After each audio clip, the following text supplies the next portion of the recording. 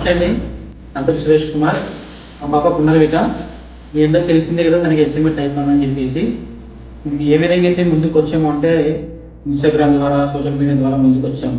మా ప్రాబ్లం ఇది అని చెప్పి మీకు ఇలా మేము ముందుకు తీసుకొచ్చాం. మీరు కూడా చాలా బాగా రెస్పాండ్ అవుతున్నారు. ఎలా అంటే సొంతం మీ ఇంటి పాపలాగా తీసుకొని మీరు రెస్పాండ్ అవుతున్నారు. అలాగే ఎక్కడి నుంచి ఫోన్స్ వస్తున్నాయి, చాలా మంచి విషయం. బట్ ఏంటంటే చిన్న అమౌంట్ కాదు, టైం తక్కువ ఉంది, అమౌంట్ పెద్దది.